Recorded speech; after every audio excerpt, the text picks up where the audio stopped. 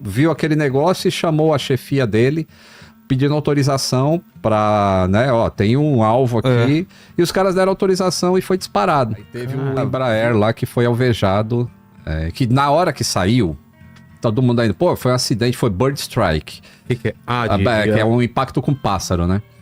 E aí o avião caiu, vamos contar a história dele um pouquinho também, mas aí ele caiu, né, tentou pousar e destruiu metade do avião, 32 pessoas se salvaram naquele avião. E aí quando apareceram as imagens, que normalmente eu não falo sobre acidente, quando eles acontecem até tem um relatório. Claro. Eu posso falar fatos, mas eu não especulo sobre causas. Mas quando apareceu a imagem de vídeo, mostrando a cauda do avião, tem a cauda do avião aí do... Quando mostrou a cauda toda perfurada, eu falei, é isso. O pica-pau, né, que ficou bicando isso daí. Depois ele vai mostrar essa imagem. Pô, a gente teve bastante coisa. Então, o que caiu em Gramado, o Ubatuba, esse que foi alvejado e o que bateu no muro, né? O que bateu no muro. Isso tudo no mês de dezembro. Então, só o Ubatuba que foi agora, né? Aconteceu muita coisa no mês de dezembro, aí as pessoas ficaram... E a gente teve também, olha lá. Olha. Isso aí é o estabilizador horizontal. E esses furos causam... Então, o que eu acho que aconteceu, esse não saiu ainda o relatório, né? O que eu acho, o que tá sendo falado. Porque o relatório, por exemplo, as caixas pretas desse avião vieram aqui pro Brasil. Foi o CENIPA quem decodificou elas e manda os áudios e os dados todos decodificados lá de volta pro Cazaquistão. Sim. Então eles que vão fazer o relatório. Mas eles já sabem, mas o avião não é do Cazaquistão. O avião é do Azerbaijão. Ele decolou de Azerbaijão e ia pousar na Chechênia. Tá. E aí, naquele dia na Chechênia, tava com muita interferência de GPS. Por causa da guerra, os caras embaralham os sinais de GPS. Por causa de drone? Por causa de drone, por causa de míssil, que é guiado por GPS. Então eles embaralham o sinal. Porra. E esse avião, isso eu tô falando, são reportes não oficiais, mas de perfis oficiais no Twitter, que conversam com o pessoal da Chechênia, conversam com o pessoal do Cazaquistão e tudo mais. E aí, esse avião entrou no espaço aéreo, né, da Chechênia, onde ele ia pousar, e parece que tinha uma ordem na Chechênia. Isso tem gravação, inclusive, de áudio, tá? Quando eles entram na Chechênia, que vão pousar, os caras identificam o alvo. Eles têm bateria antiaérea. Sim. E eles tinham informação de que eles seriam atacados por drones. Caramba. Da Ucrânia. Mas não apareceu nenhum drone, mas apareceu esse alvo. E o sistema deveria identificar que esse alvo é um avião civil e não um drone. Mas não identificou. E aí o cara, não sei se eles não viram velocidade, não sei se eles não viram tamanho, né? Não sei o que era. Mas aí o cara viu aquele negócio e chamou a chefia dele, pedindo autorização pra, né, ó, tem um alvo aqui. E os caras deram autorização e foi disparado. Cara. Aí dispararam dois, acho que esqueci o nome, Bansir, sei lá o nome dos mísseis russos lá. Foram disparados. E aí esse tipo de míssil é semelhante àqueles... Israel, né? Não é o de Israel, é o que um avião da Malásia foi derrubado em 2014 na Ucrânia. Foi disparado de um míssil russo no território da Ucrânia e atingiu esse 777 da Malásia. Esse míssil ele não explode em contato. Ele, quando chega perto, ele explode, estilhaça e joga um monte de estilhaço em direção ao alvo. Né, de acertar. Para ter mais chance de derrubar. E é isso que a gente vê ali, esses furos, que são estilhaços desse tipo de bateria antiaérea. Me parece que é o mesmo que Israel usa lá também, quando tá vindo o antimíssil lá. O Iron Dome? Tem um outro que é mais avançado, mas o Iron Dome, se eu não me engano, era assim. Mas olha só, cara. E o Putin? O Putin assumiu a culpa? Então, o Putin veio pra televisão e pediu desculpas, mas não assumiu a culpa. Eu não sei como é que você pede desculpa sem assumir culpa. Desculpa pelo que alguém fez. Vamos investigar o que aconteceu. E aí... Mas, né, eu falei que a gente vai falar nesse programa muita coisa pra quem tem medo de voar. Você pega um avião que ele foi atingido... detalhe, né? Ele foi atingido... E aí o cara pediu emergência para pouso e foi negado. Na Chechênia. Aí ele tentou uma outra cidade que estava a uns 50 quilômetros, também foi negado o pouso. Aí ele tinha duas opções. Ou ele voltava para o lugar de onde ele saiu. E foi negado, você sabe por quê? Eu não sei se foi meteorologia ou se foi por causa desses supostos ataques de drone. Entendi. Aí ele atravessa o Mar Cáspio, que dá... Ele foi mais de... Deu 1 hora de voo. Porra. Para atravessar o Mar Cáspio para chegar no Cazaquistão. Não caiu esse... Então, você viu o avião voando... Todo alvejado. Abatido, todo alvejado. Só que quando ele chegou lá do outro lado, provavelmente linhas hidráulicas foram avariadas por causa desses estilhaços. E o fluido hidráulico foi vazando durante o voo. Então, quando ele chegou lá, provavelmente ele não tinha mais controle de voo. E aí a gente vê aquelas imagens em que o avião tá meio... Ele sobe, ele desce, e as curvas são estranhas. Aquilo é o cara tentando pilotar. Tentando pilotar usando motor, provavelmente. Sei. Não, a gente não tem ainda, mas é o que aparenta ser. Você acha que se tivesse pousado em algum aeroporto mais próximo, tinha mais chance de... Sim, teria sobrevivido todo mundo. E aí não dá pra arriscar com tempo ruim? Pousar no mais próximo? Ou quando tá tempo ruim, aí ferrou? Depende, se não tem limite pra pouso, o cara não vai, né? Limite que aviação... você fala é o quê? Cada avião tem um limite de condições meteorológicas para pousar, de visibilidade e tudo mais. Quando a gente vê assim, tipo, não dá para pousar em Congonhas, te jogam lá para Guarulhos ou para Campinas. Por quê? Porque tá muita chuva? Porque tá abaixo dos mínimos. Mas o quê? De visibilidade? Visibilidade. Só a chuva em si não é fator determinante para você não pousar, a menos que a lâmina d'água esteja acima do limite. Tá. Aí vai aquaplanar, então não é permitido. Mas a questão maior é a visibilidade. Ou vento, né? Tem um limite de vento também, que pode estar um vento de través para você pousar. Mas a visibilidade tem aparelho que mede isso ou é visual do cara da torre? Não, tem aparelho que mede. Tem os sensores nas pistas e tem um meteorologista na torre. Tá. E aí esse sensor ele consegue medir a visibilidade. Pô, que legal. Chama Runway Visual Range. E esse é um valor que é usado para... Esse acidente aí não dá nem pra gente contar pro pessoal ter medo, porque, pô, se você foi alvejado também, né, pô, aí não tem... se você for alvejado no seu carro, não é um acidente de trânsito. Né? É uma outra coisa. É um assassinato, no caso. Outra coisa. Bala perdida. Então, aconteceu isso gerou, acho que 30 e poucas vítimas, né, no acidente. Mas isso é importante, as pessoas saberem, assim... E é um avião brasileiro, né? É um avião brasileiro e as primeiras notícias que saíram foram vergonhosas. Por quê? Porque saiu assim, tipo, avião da Embraer, o avião brasileiro caiu no Cazaquistão. Assim, como se o avião brasileiro fosse ruim, sabe? Dava uma conotação assim de... Porra, mas é um dos melhores aviões do mundo, esses Embraers aí, esses E-Jets. Qual é o tamanho dele? Esse é o E190. Ele é um... Vê se acha, Aline. Ele é um pouquinho menor que um 737. Tá. Mas é um avião excelente. Esse é o E1, tá? 110, talvez? E não tava cheio, então? Não tava cheio.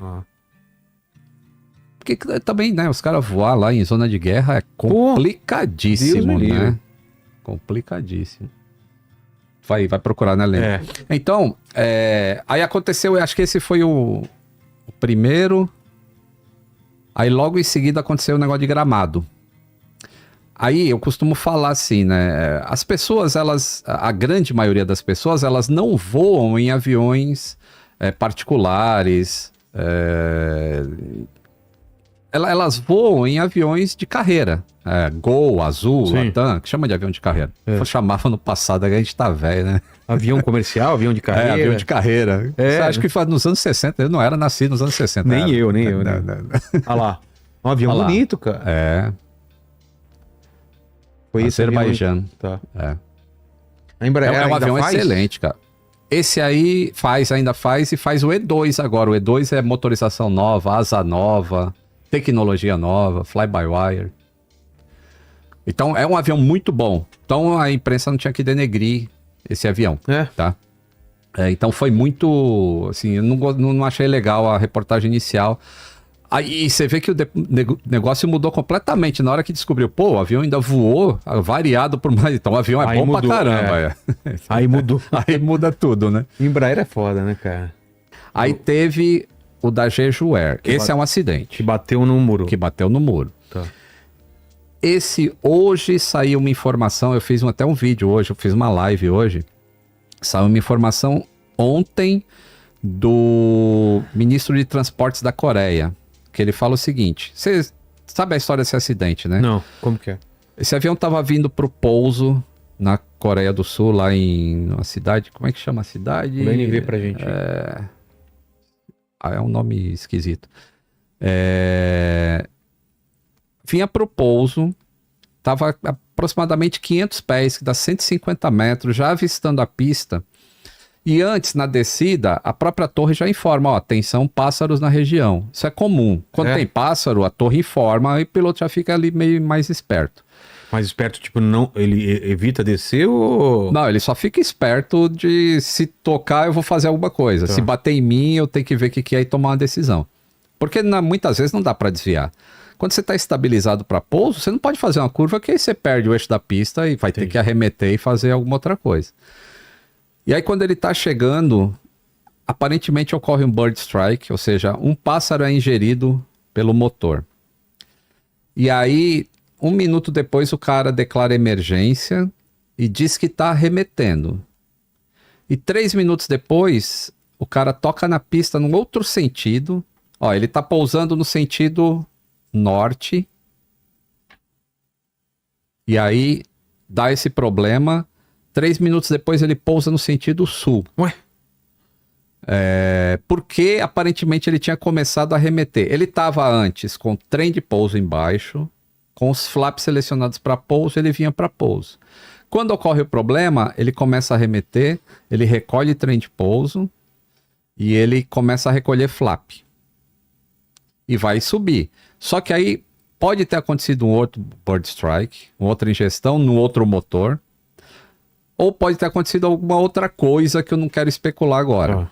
Mas ele perde os 2 motores. Por que ele perde os 2 motores? Porque a informação de ADS-B, que é esse rastreio que a gente vê nesses aplicativos, aquilo some. Na hora que aquilo some, some também a gravação do Fly Recorder. A gravação de vozes e de dados do avião para de gravar. Ou seja, falhou toda a força elétrica do avião. E é um evento muito raro acontecer isso. Você tem que perder realmente os 2 geradores para perder aquilo. Onde ficam os geradores? No motor. Ah. Então os motores estão girando, o gerador está funcionando. O motor parou de funcionar, os geradores não geram mais energia. E aí existe o terceiro, né, como sempre tem coisa redundante no avião, existe o APU. O gerador do APU é capaz de alimentar os 2 barramentos que os geradores do motor alimentam. Só que o APU demora aí uns 2 minutos e alguma coisa para dar partida. Os caras não tinham esse tempo. Então eles ficaram sem energia. E hoje eu mostrei num vídeo, na live, quem quiser assiste a live aí de hoje à tarde, que eu mostro um esquema elétrico de como isso pode ter acontecido. Mas ele vai, ele tenta fazer o pouso pelo outro lado e ele vem sem trem de pouso e sem flap. Então ele está muito veloz. O 737, flap é para diminuir a velocidade. O flap é para diminuir a velocidade e aumentar a sustentação. E o trem de pouso também é para diminuir a velocidade. Também, né? Porque mais quando você abaixa aquele, dá aquele arrasto, o avião até dá uma desacelerada quando baixa o trem de pouso. Ele vinha sem isso. E a pergunta é por quê? O que mais diminui a velocidade? Tem umas coisas de redundância, alguma coisa para... Se essas coisas dão problema, tem outras coisas para reduzir a velocidade? Se existe spoiler, mas você não usa ele na hora do pouso. Não sei se usaria numa condição dessa de estar totalmente sem recurso nenhum. Reverter motor, sei lá, umas coisas assim. O spoiler, ele... Aí, quando o cara perde os 2 geradores, ele está perdendo praticamente o sistema hidráulico. As bombas hidráulicas elétricas ele vai perder. Com o motor girando um pouquinho, qualquer que seja, se só o vento batendo, o motor não precisa estar funcionando. Sei. Só o vento batendo ali na frente, ele sendo um catavento, aquilo já gera aproximadamente 2.800 PSI, mesmo devagarzinho. Então ele tem pressão hidráulica. O que a gente vai esperar, o relatório, é entender por que não foi baixado o trem de pouso. E essa informação e também tem um baixar manual, né? Tem um baixar manual. Mesmo que não tenha hidráulica, tem como baixar ele em emergência. Eu já vi em filmes o cara que faz aquela... Tem uma que é uma alavanca. No caso do 737, é uma portinha que tem bem atrás assim do copiloto. Ele levanta e tem 3 alavancas. Ele puxa uma de cada vez, aí desce uma perna, desce a outra e desce o trem do nariz. Putz, e mesmo assim não desceu. Ou não foi tentado descer. Infelizmente, a gente não vai ter a gravação de vozes para tentar entender esses últimos 4 minutos de voo. Para tentar entender assim, será que eles foram tão consumidos pelo que estava acontecendo que eles esqueceram de baixar o trem de pouso? Ou será que eles botaram a alavanca e não aconteceu nada e eles, porque estavam envolvidos com muita carga de trabalho, não perceberam que o trem não desceu? Então tem diversas dúvidas que eu espero que sejam tiradas no relatório, mas eu não sei se serão pela falta do gravador de vozes. E de dados também. Porque os últimos 4 minutos de voo não existem. Na hora que ele perdeu o sistema elétrico, ele perdeu tudo isso. E aí você vê, esse avião é de 2009. Em 2009, entrava em vigor uma regra, uma legislação do FAA, da ICAO, na verdade, que requeria que os aviões fabricados a partir de 2009 tivessem um sistema de backup nas caixas pretas para, em caso de pane elétrica total, as caixas permaneceriam gravando por 10 minutos após a perda total de energia. Esse avião foi fabricado em 2008 e entregue em 2009. Então ele não tinha isso. Coisas que acontecem, né? Então, aí tem um complicador, principalmente que esse avião... Então ele desliza bastante na pista, ele não tem pneu, então ele está só arrastando, o atrito é bem menor do que se ele tivesse com as rodas no chão. Ele vara a pista e 300 metros à frente tem tipo uma mureta de concreto onde ficavam as antenas. Mas é normal ter isso? Não. Ah, tá. As antenas de ILS. O normal é que aquilo seja de metal para o avião bater e aquilo quebrar sem explodir o avião, como aconteceu. Então, a Coreia já descobriu que, além desse aeroporto, outros aeroportos na Coreia também tem essa mureta e eles já vão tirar e... Tem o vídeo, Lene? 2 pessoas sobreviveram, incrivelmente. Sabe a posição deles? Eram os 2 comissários da galley traseira. Aqueles que sentam de costas, aqueles 2 sobreviveram. Cara. O impacto dessa magnitude. Você estima que ele estava quanto de velocidade no impacto? Mais de 300 km por hora. Sério? Não é esse, tá? Esse é o do Cazaquistão, mas pode deixar isso aí pra gente esse ver. É do Cazaquistão? Tá vendo? Olha que ele dá uma... Apesar da câmera do cara tá meio torta, ele dá um mergulho e aí ele sobe. É como se ele estivesse tentando controlar o avião só com potência de motor. Porque se ele perdeu todo o sistema hidráulico, ele realmente fica incontrolável. E o do... No caso do 737, olha que interessante. No caso do 737, a perda de todo o sistema hidráulico, ele ainda mantém alguns comandos de voo, que é por cabo direto, mas vai ficar muito difícil de mexer. Ele consegue manter a inclinação de asa e o nariz para cima e para baixo. No caso do Embraer, ele não tem a reversão manual. Esse é o do muro ou não? Não, esse é o do... ainda é do Embraer? Esse é o do Cazaquistão. Cazaquistão. Ó, sobrou intacto ali praticamente. Cara. Durante o voo, tem um cara que filma, depois que explode a bateria antiaérea lá, o míssil, o cara filma uma mulher ferida, porque fragmentos chegaram a atingir passageiros. Cara. Depois vê se acha o outro. O outro é o que arrasta na pista. Aí vamos lá. Aí as pessoas, puta, não é possível, o Lito fala isso, mas eu tô vendo um monte de acidente, cara, né? Então vamos ver um gráfico que mostra como foi a aviação em 2024. Primeiro, um dado incrível, vou te fazer uma pergunta. Quantas pessoas... pode tirar esse aí por enquanto? Quantas pessoas você acha que foram transportadas em avião comercial? Vou falar 2023, porque 2024 não saiu os números ainda. Em 2023, quantas pessoas em um ano foram transportadas? Nossa. Chuta um número. 100 mil pessoas. 100 mil? Não quer chutar um pouquinho mais alto? 500 mil? Um pouquinho mais alto? 1 milhão? 3 milhões. Quantas pessoas, Lito? Tá, segura o queixo aí. 4 bilhões... Bilhões, 169 milhões. Nossa, cara, é tudo voozinho, né? Voo aqui, voo tanto continental quanto voo dentro da... Em um ano, em 2023, 4 bilhões, 169 milhões de pessoas. Nossa. Em um ano. A população da Terra é 8 bilhões e alguma coisa. Então, só a aviação transportou metade do planeta Terra em um ano. Não quer dizer que metade do planeta voou, não é claro. Isso? É que tem gente que faz 60 voos que nem eu, né, e que nem outras pessoas. Mas metade do planeta voou. Quantas pessoas morreram em 2023? De 4 bilhões. De 4 bilhões transportados. Quantas? Chuta. Eu não lembro 2023, sei lá. 100. 200. 77.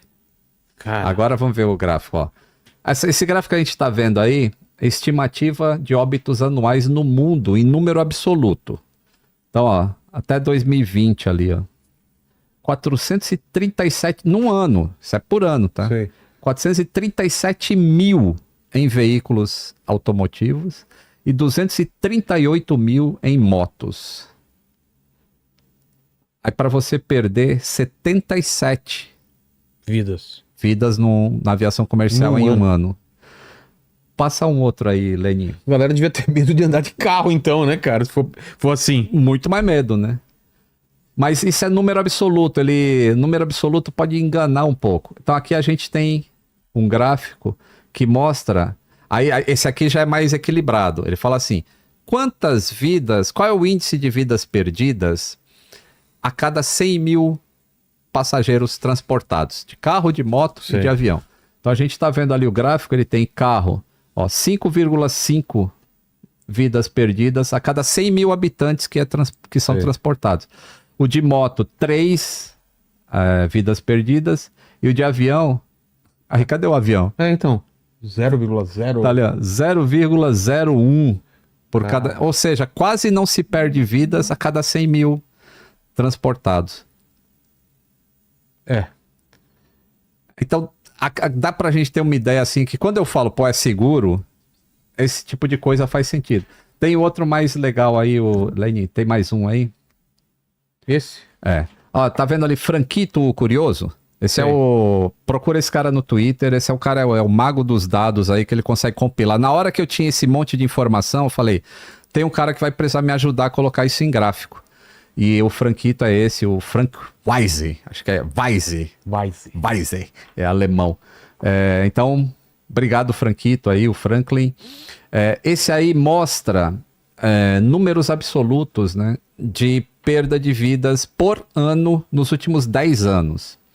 Então, 2014 foram 911 vítimas fatais. O que aconteceu em 2014? O avião da Malaysia desapareceu, lotado. O outro avião da Malaysia foi derrubado por um míssil na Rússia. Caiu um Airbus A320 da AirAsia, mergulhou no meio do oceano por falha de pilotagem. Teve um problema e depois falha de pilotagem.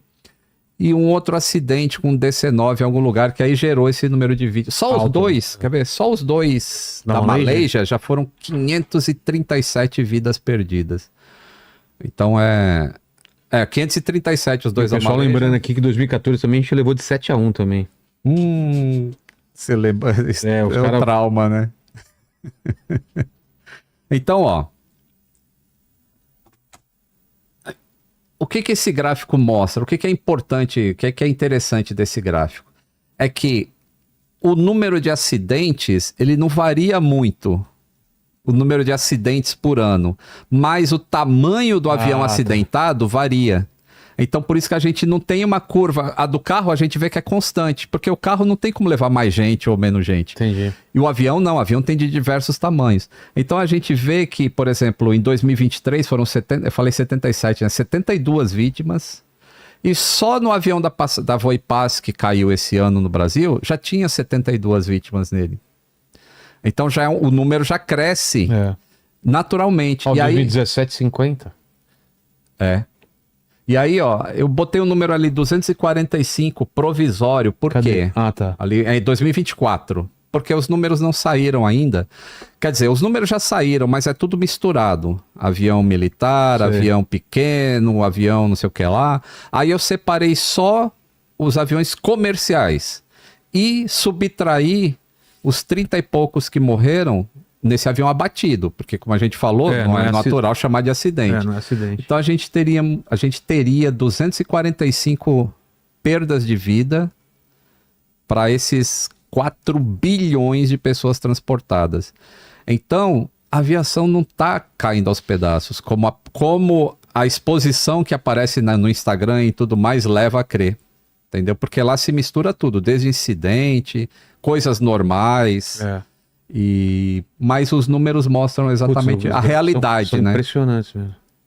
Ainda mais comparado com carro, ônibus, né?